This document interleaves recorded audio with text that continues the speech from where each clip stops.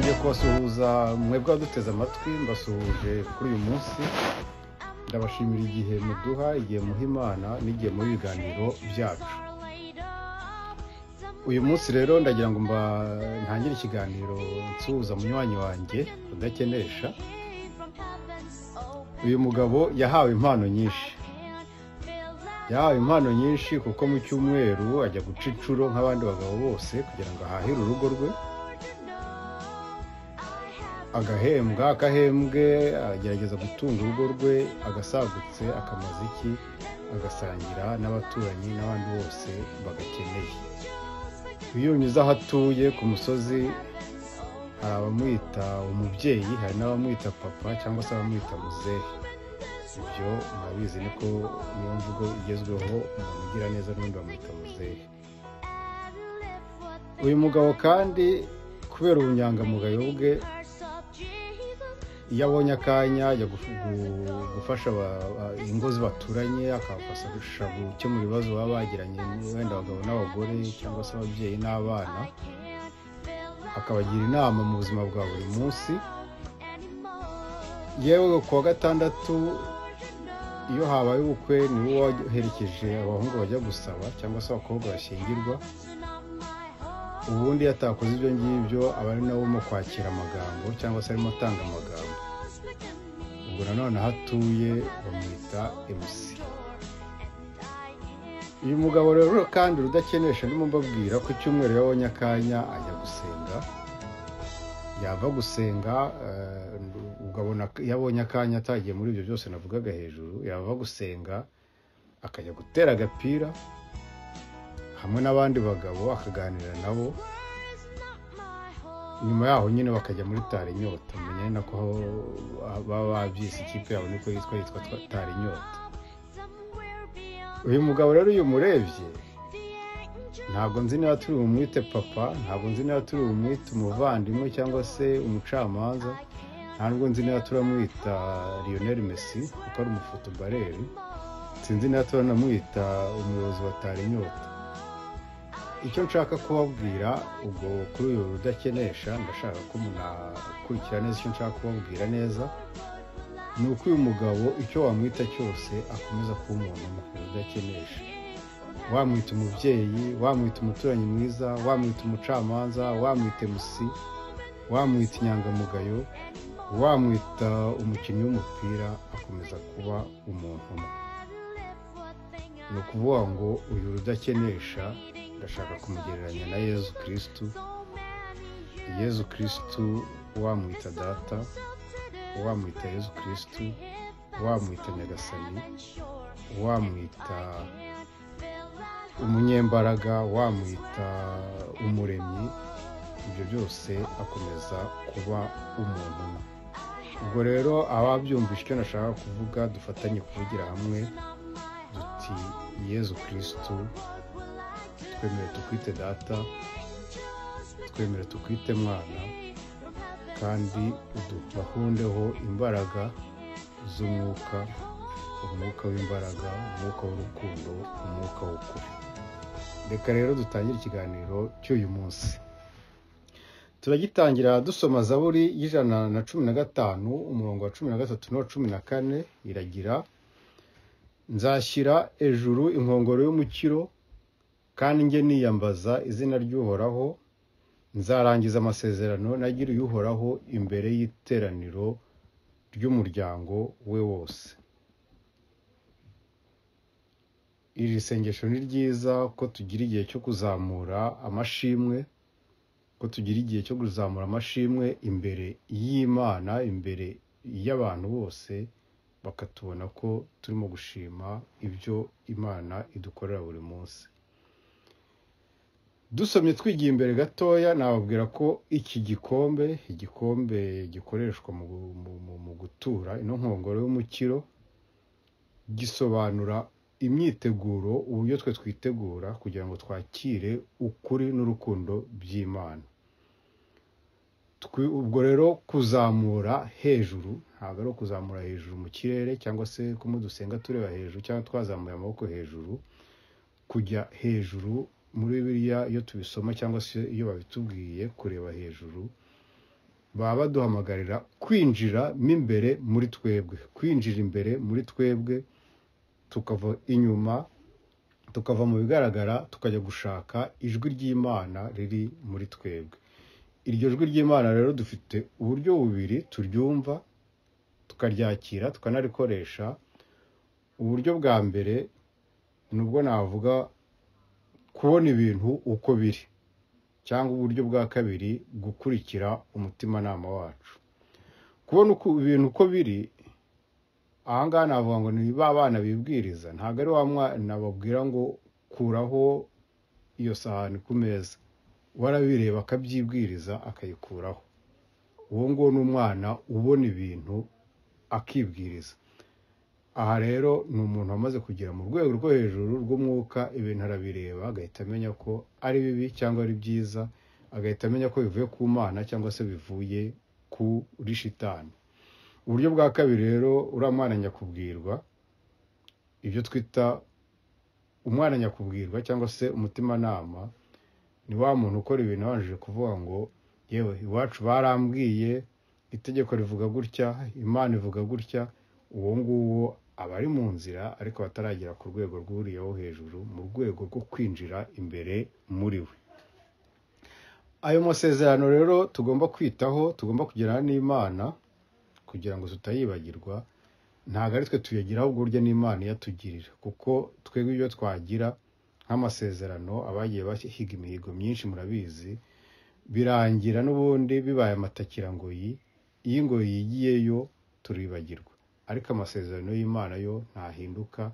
Ubwo rero tugerageze kumva isezerano Imana igirana natwe, aho kugira ngo twebwe twumve amasezerano tugirana n'Imana, kuko twebwe ibyo dukoze akenshi birangirira aho twari twicaye, bikaba amasigara cyicaro.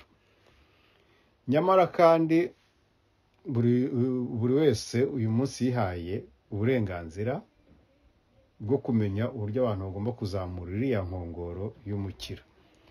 Ejo bundi sinzi umuntu wanyoherereje akantu yarakuye ku mbuga nkoranyambaga, aho hari umuntu ngo wari waracitse mu rusengero, amaze igihe kirekire atajyayo, ngo none hagiye ngo ku gihe cy'ifunguro ryera, ngo umudiyakoni aramwihererana ati muvandimwe wowe ntiwemerewe. Kandi umudiyakoni yabikoranye icyubahiro n'ikinyabupfura, bimubwira amwongoreye. Undi aramutombokana, dore ko iyo umuntu agutombokanye ubura icyo uvuga niyo waba ari umukuri. Amaze kumutombokana aramubwira ati ariko ubundi ayo maraso unyima ni aya nyoko cyangwa ni aya so? Aha rero singiye kuburanira ikibi cyangwa se gushyigikira ubukozi bw'ibibi, niba bari waramutenze cyangwa baramuhagaritse bafite impamvu. Ariko ndavuga nti niba umuntu yagize imbaraga zo kugaruka, akagira imbaraga zo guhaguruka, mujye mumwihorera, kuko izo mbaraga wazimuhaye abamuhagazeho kandi abihagazemo. Yewe najya kure nkavuga ngo umucamanza ni umwe gusa, naho twebwe turi abana bagomba gukurikira ibyo umucamanza avuga. Umwiza ni umwe gusa, ninde? Ni Yezu Kristo. Reka nongere kandi mvuga akantu gatoya mbere y'uko nkomeza ikiganiro. Ndavuga ku gihe cyose mwumva mvuze ijambo kiliziya, ntimuzigere mutekereza kiliziya gatolika cyangwa se idini rinini. Iyo mvuze kiliziya mujye mwumva umuntu ku giti cye, iyo yarangije kwakira ukuri n'urukundo, cyangwa se muri iyo nzira, muri iyo ntambaro yo kwakira ukuri n'urukundo, mwumva abantu bahujwe n'imyemerere imwe. Iyo bari mu nzira y'ukuri n'urukundo, cyangwa se bari muri iyo ntambaro yo kwakira ukuri n'urukundo, mwumve muri makeya abantu bagamije iki? Inzira y'ijuru. Aha by'umwihariko rero ndimo kubwira abamaze kumva cyangwa se abumva ijwi ribahamagara rya Yezu Kristo. Abo nibo bonyine turi kumwe, ntabwo ndimo kubwira abayisilamu, nubwo byaba byiza nabo babyumvisha. Dore rero isezerano Imana yagiranye n'umuntu cyangwa se yagiriye umuntu. Nimuza gusoma mu gitabo cy'Ukuva yimuka Misiri muri 34:10, Uhoraho rero aravuga ati ngiye kugirana nawe isezerano mu ruhame rw'umuryango wawe wose. Ngiye gukora ibintu bitangaje bitigeze bibaho mu gihugu na kimwe cyangwa mu ihanga na rimwe, maze imbaga yose igukikije yibonera igikorwa cy'uhoraho, kuko ibintu ngiye gukorana nawe biteye ubwoba. Ayo magambo Imana yasubiramo muri Isaie 48:6-7, aho agira ngaha noneho ngiye kuguhishurira ibishya, ibyo nazigamye wowe utigeze umenya. Ubu niho bikimara kuremwa, ntabwo ari ibya kera kugeza kandi uyu munsi ntacyo wari wiziho, kuko kugira ngo utavaho ugira uti ibi nari nsanzwe mbizi. Usomye biriya yihuta ahita atekereza ibitangaza Imana igiye kumukorera. Ubwo ibitangaza harimo viza, harimo amazu, harimo umugore mwiza, harimo urugo rwiza, abana bazi ubwenge. Ibyo byose buri wese ahita akora lisite. Ariko ibitangaza Imana hano ivuga ni ibihe? Ni ukuduhishurira ijambo ry'Imana. Ngiryo isezerano igirana natwe, ni ukutwihishurira. Ni ukutwihishurira iby'Imana ivuga natwe muri Bibiliya, ni ibyo mu mwuka, ntabwo ari ubutunzi cyangwa se ibya hano ku isi. Ngibyo rero igisobanuro cy'ijambo ry'Imana ni ikihe? Ni ikintu kidasanzwe, ni ikintu tutigeze tumenya, ni ikintu tutigeze dusobanukirwa, tuzakomeza gusobanukirwa buri munsi. Ngiryo isezerano Imana ikorana nawe, ikorana nanjye, ikorana na Kiliziya. Iryo jambo ry'Imana iyo turivuga, ubwo hari abantu benshi twagiye tuganira ku mategeko 10 y'Imana. Ubwo buri munsi umuntu agenda yiga, umuntu agenda asobanukirwa. Hari igihe nanjye ubwo nawe mfite uko nayabonaga bitandukanye n'uko nyabona uyu munsi. Amategeko 10 y'Imana ari naryo jambo ry'Imana. Ijambo ry'Imana, amategeko 10 y'Imana bisobanura iki? Muri Bibiliya abo tumaze iminsi dukorana, cyangwa se ubwo mbivuge kubaje kubarumva iki kiganiro ari ubwa mbere bankurikiye, muri Bibiliya imibare yose irimo, abazi igifaransa ni nka adjectif. Ni nka adjectif yuvuze, cyangwa se no mu Kinyarwanda ubwo nuvuga umukobwa yongeyeho mwiza bifite ikindi bisobanura. Ubwo iyo uvuze amategeko ukongeraho 10, ririya 10 rifite ikindi risobanura. Ntabwo 10 ari ingano nk'uko tuzi mu mibare isanzwe, ahubwo 10 rifite icyo riyaza gusobanura, ari nacyo ngiye kubabwira. Muri ayo mategeko uko ari 10, bwa mbere tugiye kubera mu buryo rusange. Bavuga ko ijambo ry'Imana ari ibyavuzwe mbere mu isezerano rya kera. Nituvuga isezerano rya kera, ubwo ibyo ni icyo bita amategeko. Ijambo ry'Imana ni uko nguko ubundi barivuga mu buryo bworoshye. Ariko iyo umanuye ugashyiraho akantu ko gusobanura neza, barakubwira bati amategeko y'Imana ni ibitabo byahawe Moise, Musa. Kuri ibyo bitabo hakiyongeraho ibitabo by'abahanuzi. Wakongera wamanuka hagasigara ibitabo bya Musa, biriya 5 gusa. Wakongera wamanuka ukagera kuri amategeko 10. Iyo ukomeje ukamanuka, Yesu ari amategeko 10 yagira 2. Ibyo ngibyo murabisanga muri Matayo 22:40, cyangwa se Matayo 7:12. Ayo mategeko 2 ni ayahe? Gukunda Imana, gukunda mugenzi wacu. Ibyo ngibyo Yesu aravuga ngo ibyo mwifuza ko abandi babagirira byose namwe muzajye mubibagirira. Ngayo amategeko n'abahanuzi. Ni ukuvuga ngo Bibiliya ni amategeko 2. Hejuru nanone muri Matayo 22:40 hari hejuru navugaga, bavuga ngo naho barongera bakavuga ngo ibyo muri ayo mategeko uko ari 2 habumbiyemo andi yose n'iby'abahanuzi bavuze. Bibiliya biroroshye kubera iki? Kuko tumaze kumva yuko Bibiliya igarukira ku ijambo rimwe, urukundo. Imana igarukira ku rukundo no gukunda mugenzi wacu. Ubwo rero 10, ubusanzwe 10 aho muzagenda murisanga muri Bibiliya, niba hari n'ahandi rikoreshwa 10, 100, igihumbi, rimwe na rimwe bavuga ibihumbi cyangwa se bakavuga na za miliyoni na za miliyari meme, hari aho babivuga, bisobanura yuko ari ibintu byuzuye. Ibintu byuzuye ni ukuvuga ngo amategeko 10 cyangwa se ijambo riruzuye muri aya mategeko 10, nta kintu kiburamo. Muri aya mategeko 2 ijambo riruzuye. Kubera iki aza guhinduka 2? Ni uko bafata 10 bakagabanya 2. Iyo ufashe ikigabanyijemo, iyo ufashije rero 10 ukagabanyamo 2 n'uwo nta gihinduka, nako 5 nta gihinduka, bikomeza kuba 2. 10 ni umubare umwe, ni nkuko wavuga 100, ni ukuvuga ngo ni 10 makumyabiri 10, nta kintu bihindukaho. Ubwo wenda ntanze urugero rwihuse, 12 gukuba 12 ni 144.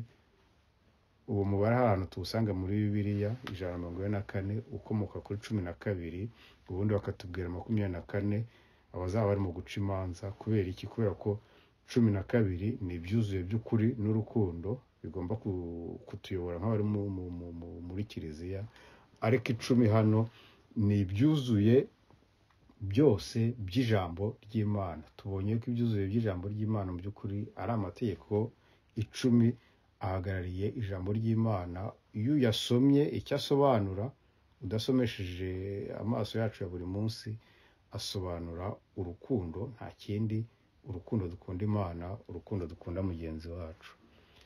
Hari impamvu rero Yezu agaruka avuga kuri bitabo bimwe na bimwe, cyangwa se iyo avuga ko amategeko agarukira kuri ijambo ryose rigarukira ku mategeko n'abahanuzi, muzatekereze neza impamvu atavuga ibyanditswe nyuma. Ntabwo ndabibabwira uyu munsi, ariko buri wese atekereze kubera ikiza atavuga ati amategeko y'Imana, nako ijambo ryanjye ni iki, ni amategeko n'abahanuzi n'ibindi bizandikwa nyuma. Ntabwo ibyo ariko bivuga, oya, aravuga ko byose bigarukira ku mategeko n'abahanuzi. Ibyanditswe nyuma kuba atabivuga hari impamvu, muzayitekereze muzayibona. Ariko uyu munsi ntabwo nayoba kuko byatera impaka nyinshi. Ubwo rero nagira ngo mbabwire ko ririya sezerano tugirana n'Imana cyangwa se Imana igirana natwe ari umurunga uhuza ijuru n'isi. Mbisubiremo, ni umurunga uhuza ijuru n'isi. Ijambo ry'Imana ni umurunga uhuza ijuru n'isi. Wumve ko igihe cyose urimo gusoma ijambo ry'Imana, ako kanya uba wifatanyije n'ijuru. Mbega ukuntu ubura byinshi iyo udasoma ijambo ry'Imana. Abenshi rero muzambwira muti hari byinshi bitakiri ngombwa, hari na byinshi bitakigezweho, hari na byinshi tugomba gushyira muri vision kugira ngo byumvikane, cyangwa se bitagihuje na vision. Ahangaha navuga nkamwe, niba uzi ijambo ry'Imana urisomera ku isi, ariko niba urisomeshejwe na Yezu Kristo, ukarisoma mu rwego rw'ijuru, nta kintu na kimwe kigeze gita agaciro kacyo. Reka mbaye nk'urugero muri mwimuka Misiri cyangwa se ukuva 34:26, hari aho batubwira ngo ntuzateke umwana w'ihene mu mahenehene ya nyina. Ibi ngibi birumvikana, ntuzateke umwana w'ihene mu mahenehene ya nyina. Ibyo ngibyo buri wese arakubwira ati ubundi ninde wafata amata akayatekamo inyama, umunyarwanda. Ariko iyo ukurikiye iki kintu kitubwira, mwibuke ko muri biri ahantu Yezu atubwira ngo intama n'ihene bizarobanurwa. Ni ukuvuga ngo iriya hene ifite ikivuga. Ihene rero hano barimo kutubwira ntuzateke umwana w'ihene mu mahenehene ya nyina. Ni iki? Bisobanura iki? Bisobanura ko kuguma ku byo wamenye, kuri wamenye uri umwana, cyangwa se wakiriye mu gihe cya mbere cyawe cy'agakiza, ari ubugoryi. Mu yandi magambo, ntugomba guteka. Niba warahoze uteka ufata amashereka cyangwa se amahenehene, nyuma yaho ntabwo ugomba kuyatekamo nyina cyangwa se inyama za nyina. Ndashaka gusobanura neza ariko aka kantu kugira ngo tukumvikaneho. Kukubwira ukuri wamenye uri umwana ni kwa kundi bakubwira bati Imana irica, Imana iravuma, Imana ibyo ngibyo ni ukuvuga ngo ni ukuri umenye ukiri umwana. bya bindi bakubwira bati gira gutya uramenya ntuzagire gutya, ibyo byose ni ukuri bakubwira uri umwana kugira ngo ubashe kwakira ibintu bya mbere. Ariko iyo umaze gukura ugomba kuva muri uko kuri noneho ukajya mu bikorwa, ukajya gushyira mu bikorwa ibyo wamenye. Niba rero ukiri mu rwego rwo guhora bakubwira bati ntukagire utya kandi wagombye kugeraho ujya gushyira mu bikorwa, nuko urimo gusubira inyuma, mu yandi magambo urimo kujya guteka umwana w'ihene mu mahenehene ya nyina. Ibi nanone nibyo wenda batubwira bati umuntu uzaba uri hejuru y'inzu ntazamanukeyo ngo ajye hasi, umuntu uzaba uri mu musozi ntazaveyo ngo asubire inyuma. Cyangwa se babwiraga Loti bati ntuzarebe inyuma ibyo umugore yaje gukora. Ibi byose ni ukuvuga ngo inyigisho zigomba gutuma winjira, ariko iyo umaze kwinjira ugomba guhita uva mu nyigisho ukajya mu bikorwa. Ubwo rero ndagira ngo mbashishikarize gusoma Bibiliya. Hari ibitabo bimwe na bimwe mbahaye garanti ko iyo ugifunguye ako kanya nijoro rihita rifunguka. Hari ibitabo iyo bifunguye nijoro rihita rifunguka. Ibyo wenda tuzagira umwanya wo kubigarukaho, uyu mwanya si uwabyo. Ubwo rero uwo mugozi ukoreshwa ni Bibiliya, ni ijambo ry'Imana. Iyo ukoreshejwe neza cyangwa se ugakoreshwa nabi, ibyo ngibyo bitugiraho ingaruka. Ingaruka ni izihe? Ndahera kuri Kiliziya. Iyo Kiliziya ikoresha ijambo ry'Imana neza, ubwo ndavuga idini iyo rikoresha ijambo ry'Imana neza, n'ibyo bakoramo byose biba ari bizima, biba bigenda neza. Ni ukuvuga ngo iyo Kiliziya ikora imihango mizima, kuko iyo mihango iri muri Bibiliya. Iyo mihango iba ivuye ku kintu cy'ukuri. Ubwo murambwira muti imihango ndakavugaho gatoya ngeze hasi. Imihango, ibitambo, imibatizo n'ibindi byose dukora by'ibimenyetso bigendana n'uburyo n'uburyo twumva ijambo ry'Imana. Niba utararyumvishe neza, n'ibyo ukora biba birimo amafuti, rimwe na rimwe ukaba urimo wisanisha n'ibyo utazi. Niyo mpamvu rero umukristo ashobora kumenya aho ahagaze, cyangwa se kumenya imbuto yera agendeye kuri Bibiliya, ntawe uje kubimubwira wundi. Bitewe n'iki?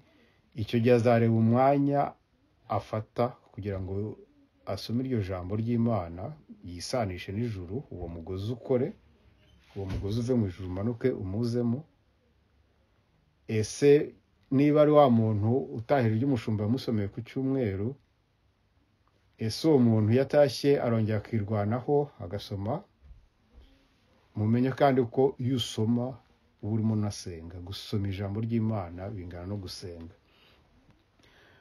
Uwo muntu ikizamubwira aho ahagaze bitewe n'uburyo agenda yumva ijambo ry'Imana, ni umwanya aho idini abamo.